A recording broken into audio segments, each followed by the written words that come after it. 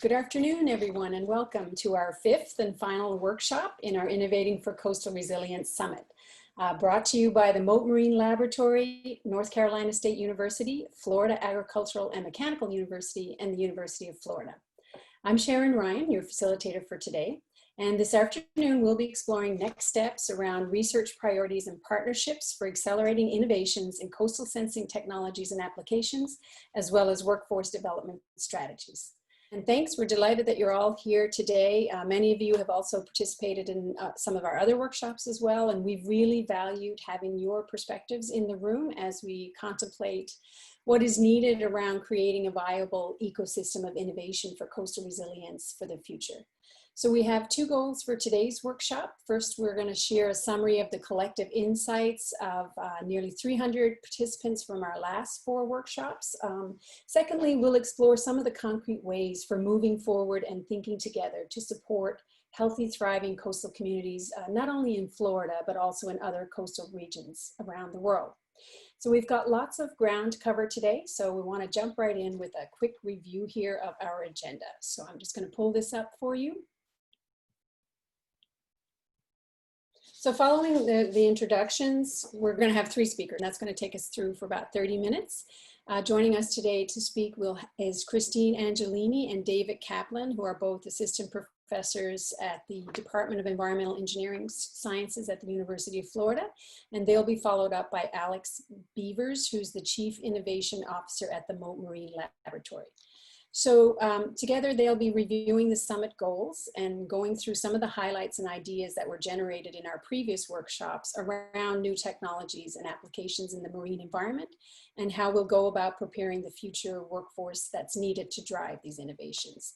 So during the presentations, if you have any questions for the presenters, please just pop them in the chat box and we'll get to those a little bit later during the workshop. And after the talks, I'll walk you through our activity for the breakout sessions, and then we'll head straight into the breakout groups for about 20 minutes. After that, we'll come back to plenary and do some sharing, and if all goes well and we have enough time, we'll field a couple of questions for our speakers as well. We'll close out today with a final word from the summit organizing team, and we'll also provide a link to a follow-up survey in the chat. Your voice does really matter, and we'd really appreciate it if you'd go ahead and take about 10 or 15 minutes or so and complete that survey. It means a lot to us. Finally, a heads up that our speakers will be sticking around a little bit afterwards, after the formal session closes, if you'd like to stay on as well and ask questions or share your thoughts on anything that you've heard today. So with that, I'd like to hand it over to Christine Angelini and ask her to begin her presentation, please. Sure. Hi, everyone. Nice to see you all again. And I feel like even though it's virtual, we're getting to know each other as a result of this series. So as Sharon mentioned, my task today is to summarize what's happened so far in this virtual summit.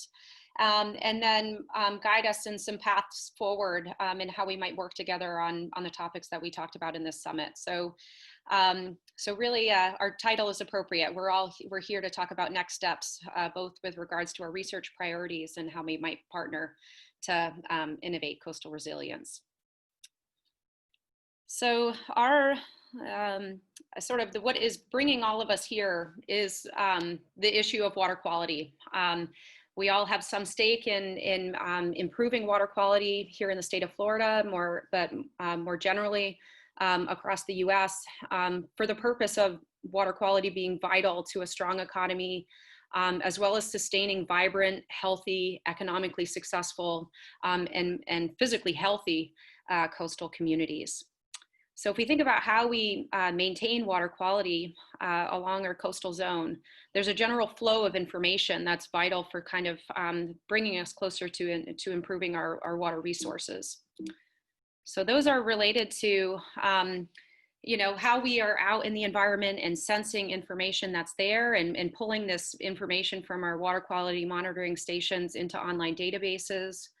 As we've discussed in this summit, this is resulting in huge volumes of data, and there's a critical need for data science and AI to process that information and push it into useful models that can kind of reconstruct how our our natural systems behave in an ecological, biophysical sense.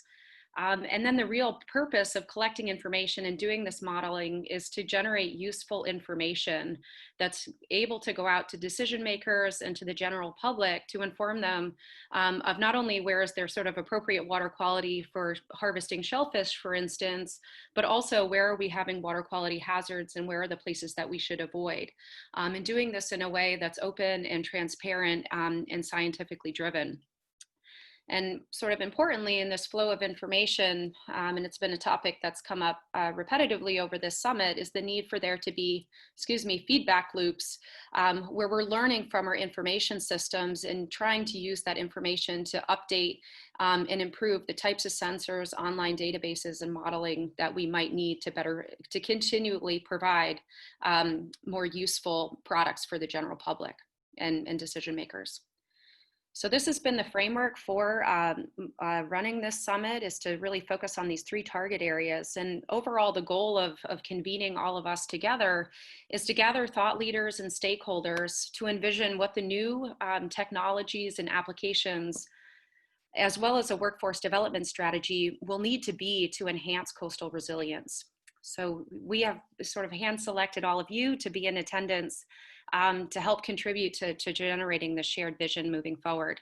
And we're really focused on the 3 focal themes. The first one, which was a focus of webinar 2, is really on the bottom of that information flow chart on what our information needs and platforms are to support more proactive decision-making and coordinated responses.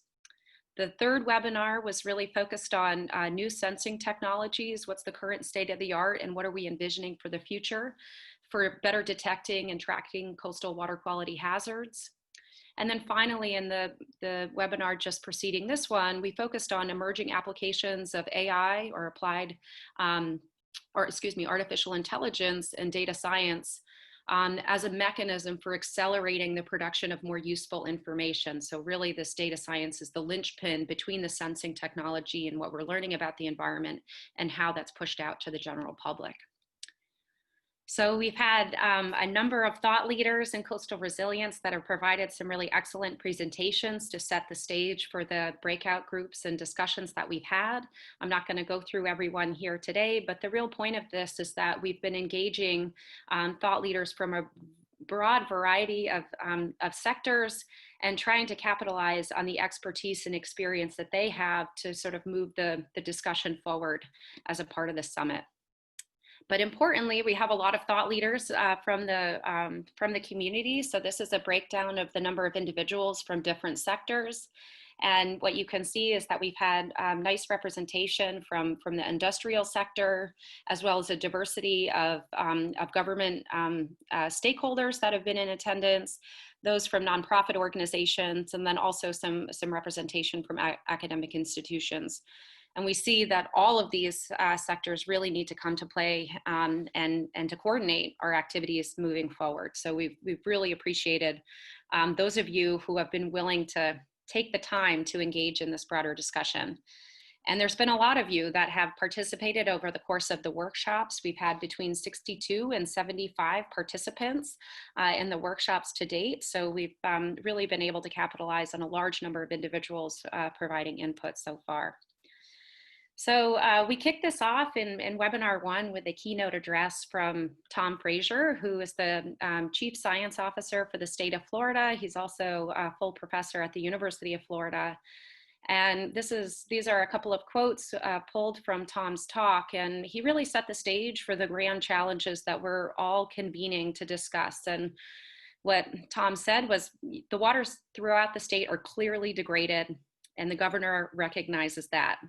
We're currently at a point in time where we cannot ignore the magnitude of the problem that we have to deal with in terms of water quality, and that there's an appetite within Tallahassee to really do something about it.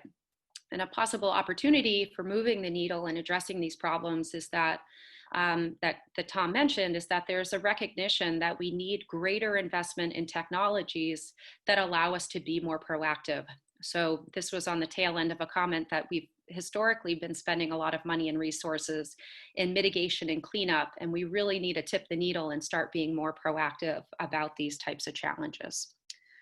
So with that in mind, we moved forward in webinar 2 to focus on communications platforms. And this was kind of inspired by the sentiment that is exhibited by Virginia's quote here, that the lesson that we learned from the water quality crises in 2018 related to red tide was that we need to gather people before we have the crises and get feedback on the platform. And so that's really what this summit webinar was all about. What should these communication platforms look like? And what's the type of information that we need to be pulling out of all of this sensing information to enable really productive, useful, and efficient science communication platforms? So we led this discussion with several guiding questions. The first being focused on essentially, where are we now? What's the current state of the art? So we asked participants, and ourselves reflected on the questions of what are the main sources of information for getting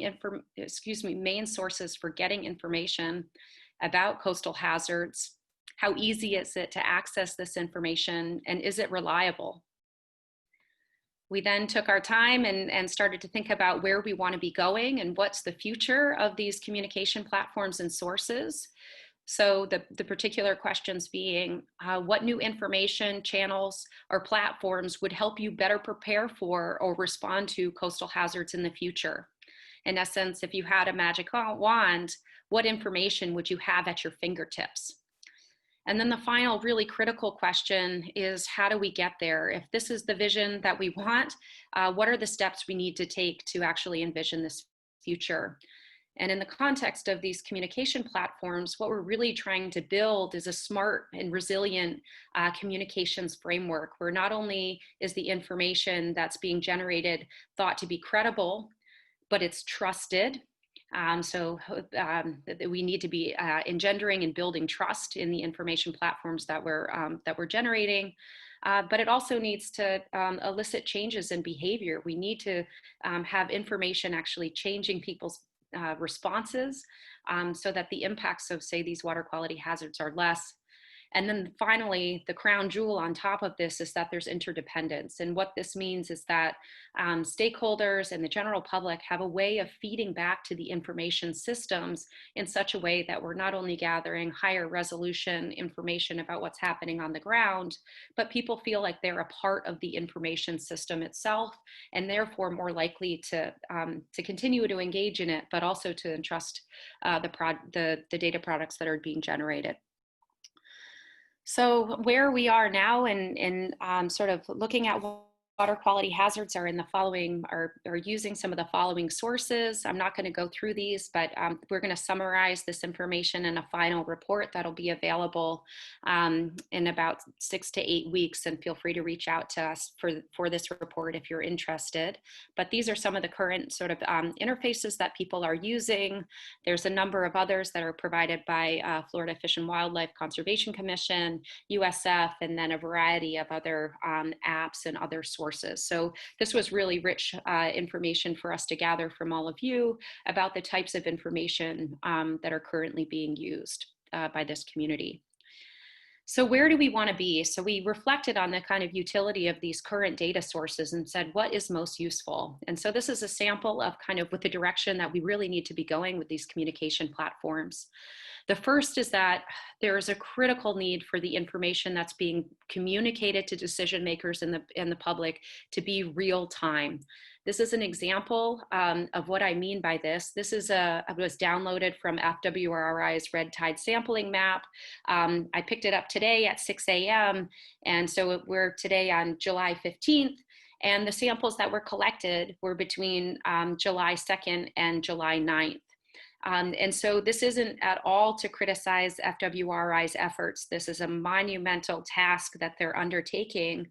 But when the general public looks at a map like this that suggests that there's no red tide, and perhaps they go to the beach and they're experiencing irritation, this mismatch between their local experience of being in the environment and what's being projected by our sort of sources of scientific information, it can erode some of the trust in the value of these types of sources of information. So the take-home message here is that real-time data is going to be really vital for cultivating trust in information sources. Second is that there was resounding needs for local data, both on the inshore at the individual beach scale, as well as vocalized by Daniel Andrews from our fishing industry for offshore data, that people care about what's happening in their backyard. They care whether they can go have a wedding on a particular beach. They care if the beach down the street is suitable to go to. And I think that this is kind of a shout out to the beach condition reporting system, which is really striving to provide this local scale data. But I think that especially providing higher resolution of this type of local scale data, as well as trying to move these platforms offshore, is where people that are trying to go to the beach, fish, run their businesses, this is the scale of information that's relative to their own decision making. So it's worth striving for. Third is consistency.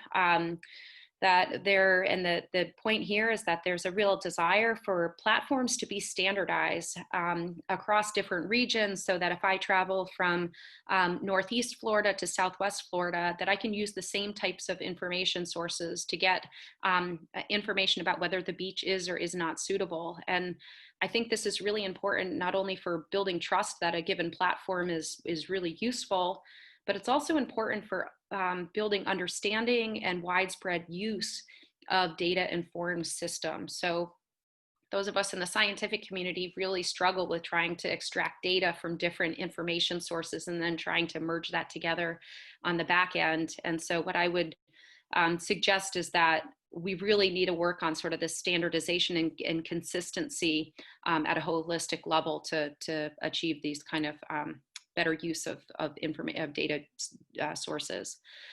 Finally, and I have just two more points to make. One is related to the accessibility of data.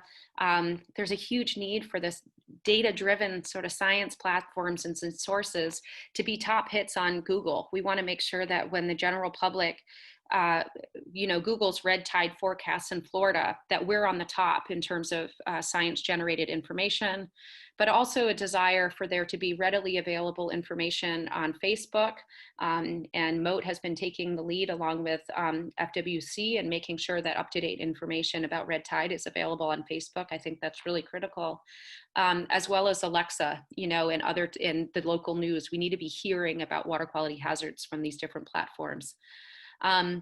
So these data platforms, that we have also need to be better linked to one another, so it's easier to access the information we need and have interfaces that are quicker and easier to navigate as well. And all of this is really key to making sure that we're outcompeting sort of the surge of misinformation, that the voice of science is heard first. So, and the last thing is about reliability. It's critical to have accurate information, and this kind of goes without saying, but we really care about having standards of excellence in the data sources that we're putting forward to the public, that we're striving to develop good forecasts that are not only sort of good in terms of their ability to forecast, but are also very clear about their uncertainty. The example I want to communicate about this is that the public is very comfortable with uncertainty about hurricane forecasts and seeing spaghetti models and understanding that their local community may or may not get hit. But it's because intrinsic in those hurricane forecasts, there is that level of uncertainty that's communicated from the get-go to the public. And so I think we need to develop creative ways of doing that same thing with coastal hazard information, and that came out of our discussions as well. And then to reiterate that information, in order for it to be reliable, it needs to be regularly updated. So how do we get there? I think the vision is that we need to start building a smart, resilient communication network that involves all the relevant stakeholders from the local scale to the state and federal level, where those involved in communication come together to develop a shared vision so that there's input and buy-in from the get-go, that everybody wants to be on board and involved in sort of pushing science forward and combating misinformation. And that sort of as a result of this shared mission, there can be coordinated messaging, and that is inclusive of all stakeholders from all the different levels. And that way, when the public goes to get information, they see, even if they look at 3 or 4 different sources, they're getting the same messaging from all of these different communication stakeholders. A critical need to make these sort of communications real time is that there has to be a process to continuously integrate feedback that enables nimble adjustments in the messaging. So if one beach is really bad in the morning, but red tide clears up in the afternoon, we need to be able to integrate feedback so that our communication systems about the beach conditions can respond in near real time to those types of changes and conditions.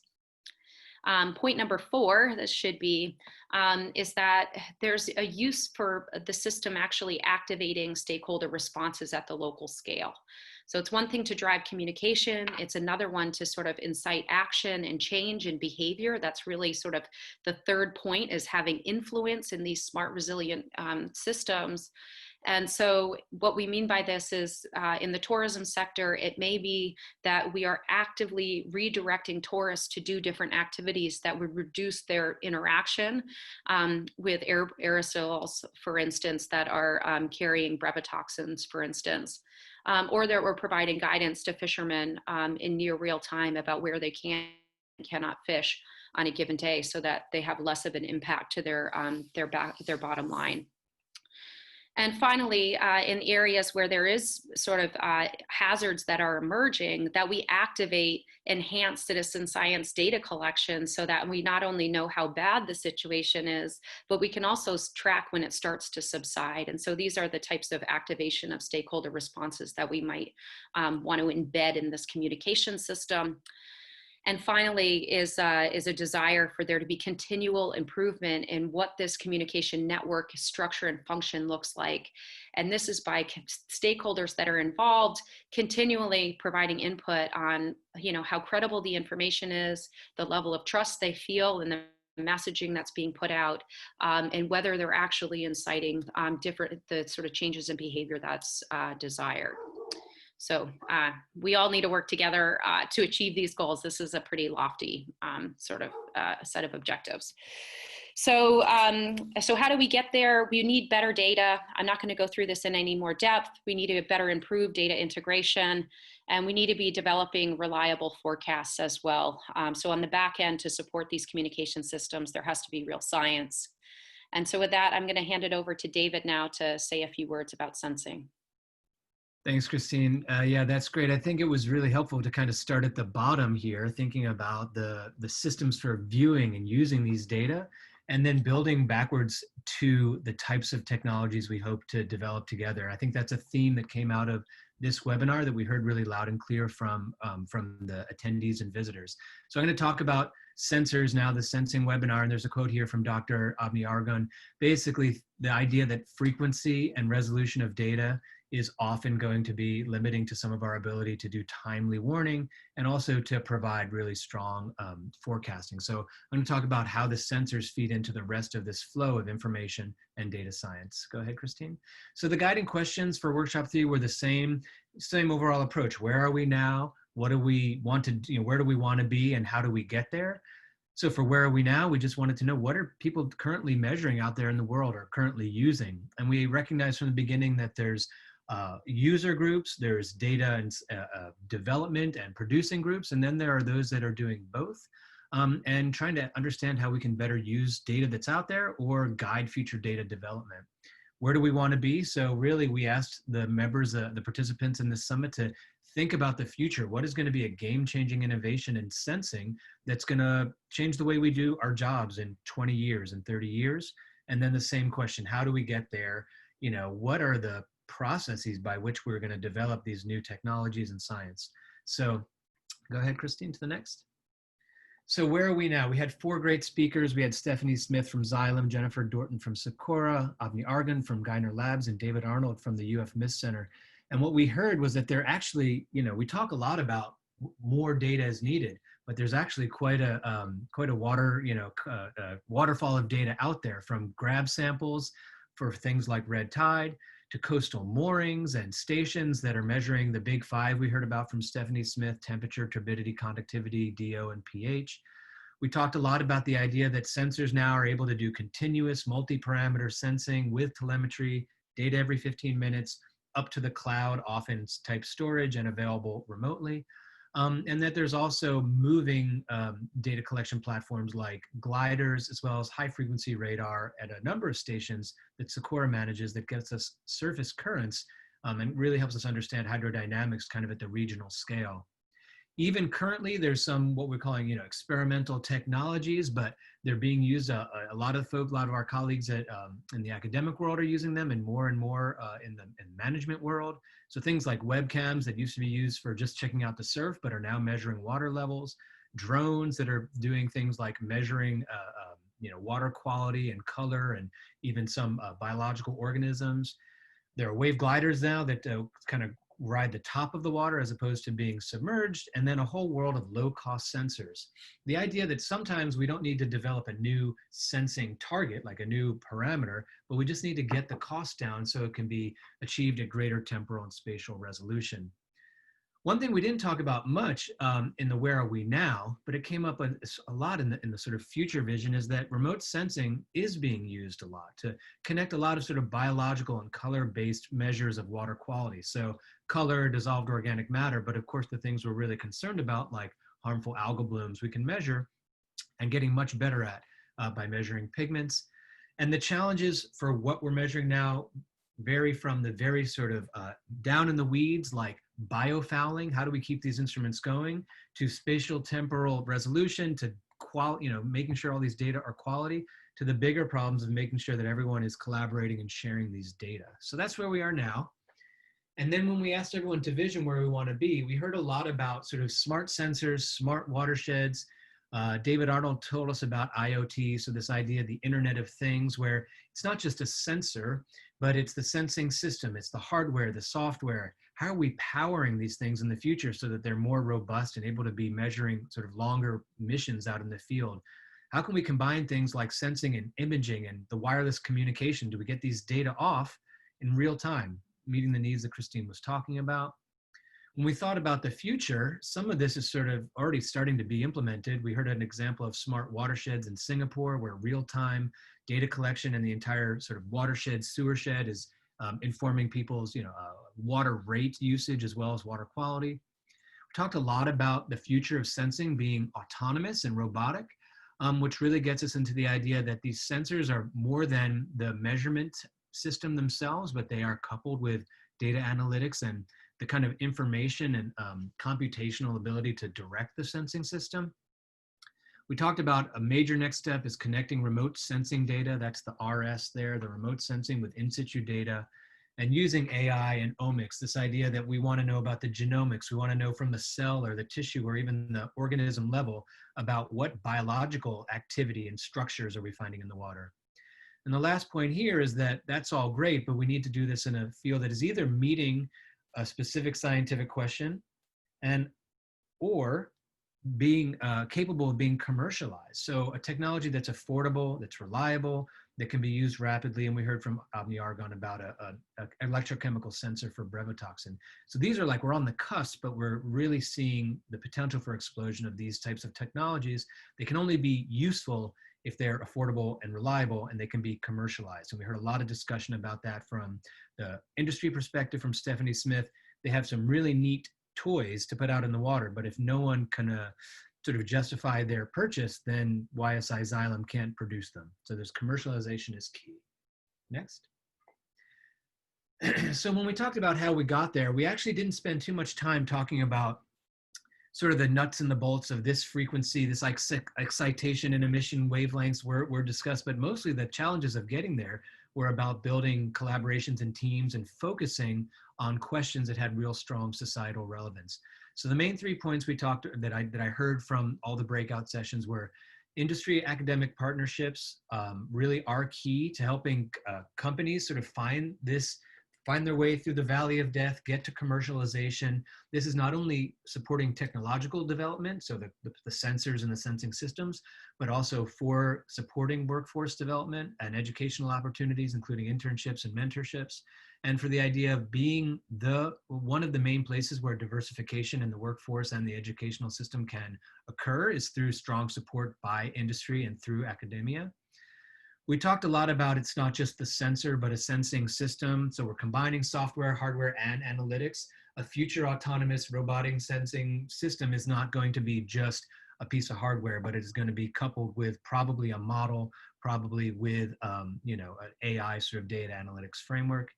And lastly, that we can't do this without sharing resources. A lot of that came up in the second webinar, the idea of sharing data, but also open communication about needs, about opportunities. There's a tension between the sort of open tech, open source code, and even hardware plans, and of course the need for commercialization. The idea that citizen science can really be a strong component of getting to this sort of future of robust, more data, more places, more time. And this last one about focus, just the point that any of these sensor development sort of initiatives need to be guided strongly by a societal need, a focus on data and decision making that are coupled with where people and communities and really society at large is interested. And that's where we should spend our time and focus. And that's what I have for webinar 3. Hand it off to you, Alex. Thanks, David. Appreciate it very much. As you may recall, our webinar 4 the topic was leveraging AI for coastal resilience. And so if we go to the next chart, we can talk about where are we now.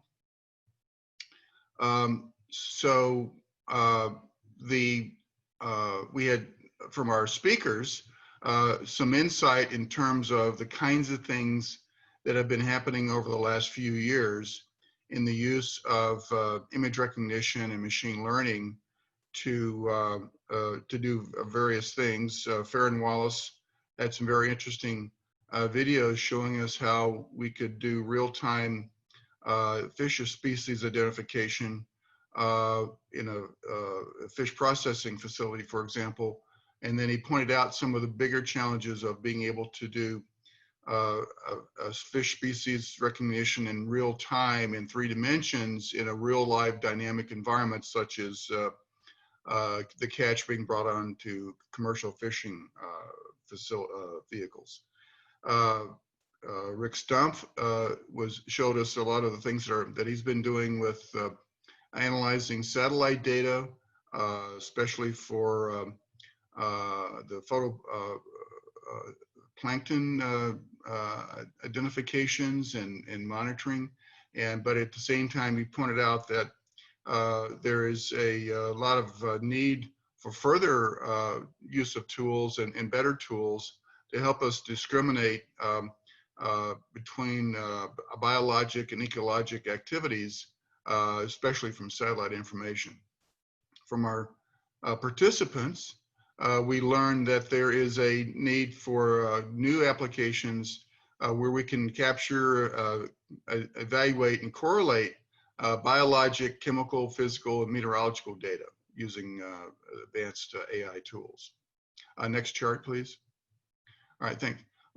So where do we want to be? We want to be in a situation where we can take advantage of all these new sensors that David and Christine have been talking about. We're basically, if you think about it, we're digitizing all the information about our coastal waters, from the sea ecosystem to the coastal interface to the watershed ecosystem.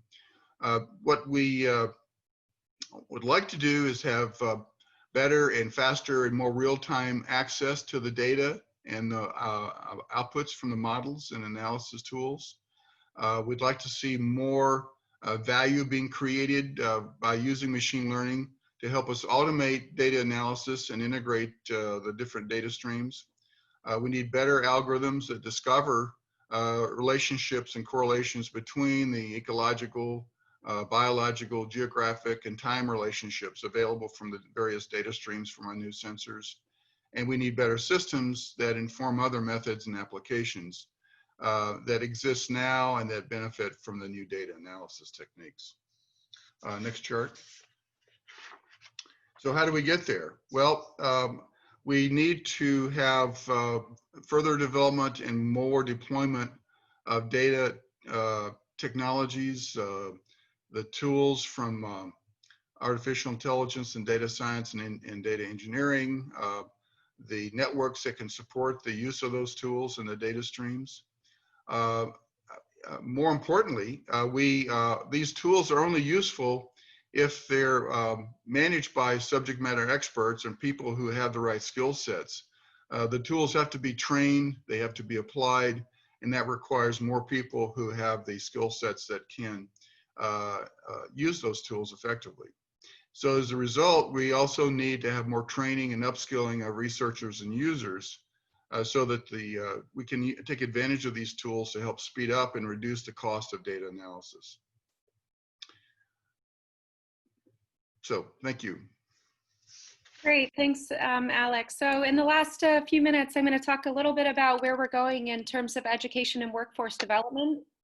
We asked everyone to reflect on this throughout the webinar. So here's a quick summary of where we sort of see the future in terms of this topic and area. And part of it is in the mindset of our students and those going through different training opportunities. And some of the key elements of sort of changing this mindset are related to ensuring that students are getting a foundation and systems thinking and thinking about the connectivity of where their role or their task may be connected to other people or other tasks in a larger system. It's also related to critical thinking skills. We can apply AI and sensing to any problem, but we really need to be focusing the limiting resources that we have on collecting the right information and the right types of data. And that requires scrutiny and critical thinking skills, as well as having our kind of workforce know which skills or technologies they should be applying to solve the problems at hand. And then, in addition, we're talking about the ability to connect to practical issues and applications. We no longer have the time to be focusing on esoteric types of problems. We have plenty of real ones on hand. And so ensuring that students know how to kind of find their way to the right practical issues and then working on those challenges. And in addition, that they have a real desire and commitment to combating misinformation and creating trust in the data and products that they generate as well. In addition, there's a set of skills and competencies that our future workforce is going to need. Some of these are related to trans and multidisciplinary training. As Alex alluded to, we need subject matter experts. We need our next workforce to have fundamentals in science literacy and the basics of STEM. They need to understand the fundamentals of the different areas of STEM. There's also a need for there to be a true awareness and use of the social sciences so that our work can actually reach public audiences. And also, if we're going to be doing all this citizen science, we need to understand how people might be engaged with those types of interfaces. And then some of the more mechanical or sort of technical skills related to sort of technology and platform design or using existing platforms, exposure to coding, given that that's so fundamental to handling the large amounts of data that we have on hand. And now these more sophisticated skills associated with machine learning and AI. And then communication capabilities, and that being how our students are interpreting data, how they're sharing their research to broader audiences, and even how they sort of facilitate engagement with the diverse stakeholder groups. So to do this, we've got to break down the silos. Students need to start spending more time outside of their disciplinary domain. That needs to be a fundamental part of how we do education moving forward. We also need a combined workforce moving forward. All of these different things we've talked about require collaboration. And so I think embedded in student training is the opportunity to practice and get trained in how to collaborate. The need for good communication skills. Again, that's a task for those of us that are in the education field to build in practice and mentorship to support improvement in how our students are communicating. And then, realizing that, technology is, it is the way of the future, but we cannot do that without critical thinking skills. And so I think this has to be reiterated time and again as we move forward. And these are all quotes that came from the breakout session. So know that this feedback came from all of you. So on that note, just a few notes about how the participation of those of you in the audience have helped the vision of what we're trying to do grow. These are just a few quotes from the summit, our organizing team, about some of the things that when they reflected on the summit, the way that their own thinking evolved. So I'm not going to read these out loud. Feel free to pick one and read it yourself. But these are some quotes related to information and communication platforms. We also learned things and gained new insights related to sensing technologies, AI, and data science. So one example of this is that people working with the data itself suggest that it is sparse, noisy, and poorly integrated, and that all of these areas need improvement. So there's lots of data, but in many cases for a particular problem, there's not enough data, and it's too sparse in time and space to be as useful as possible. And in addition, on the summit as a whole, these are a few more kind of comments from our team. And this is really to let you guys, let those of you in the audience know that we have been listening. And that's the whole point of running a summit like this, is that it's meant to be participatory. So that's with that intention in mind. So now, you know, now that we've been listening to one another, how do we move forward together? And so we started this summit with Paul Gator's talk in which he gave you an introduction that we're really working at the University of Florida, along with our partners that organized this summit with us, at establishing an engineering center for coastal engineering center for coastal solutions to help bring together all of these different sectors and help drive innovation related to coastal resiliency together. We essentially want to be a gear that helps the whole system move forward in more of a coordinated and efficient manner.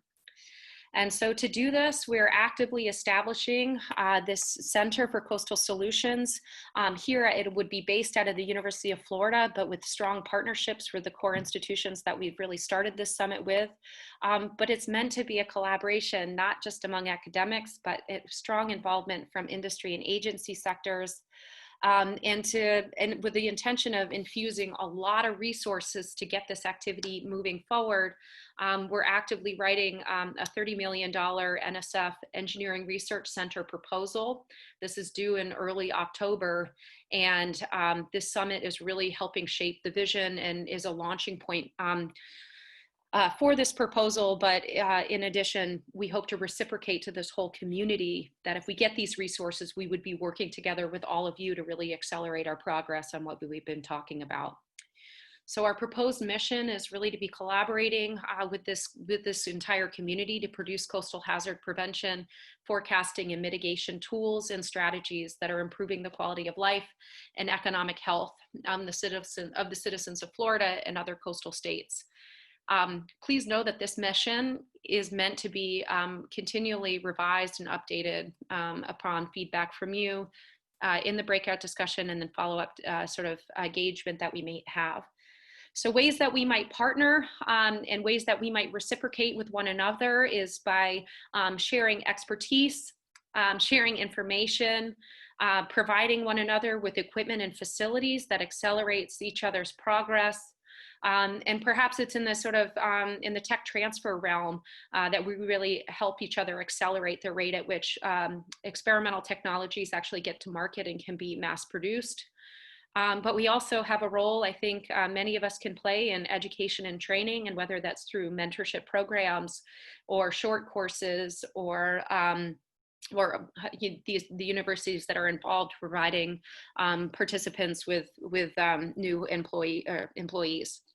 And finally, in the form of funding, we all love that. And so, we're trying to lead the charge in this and writing this large engineering research center proposal that would be a mechanism to bring funding into this arena.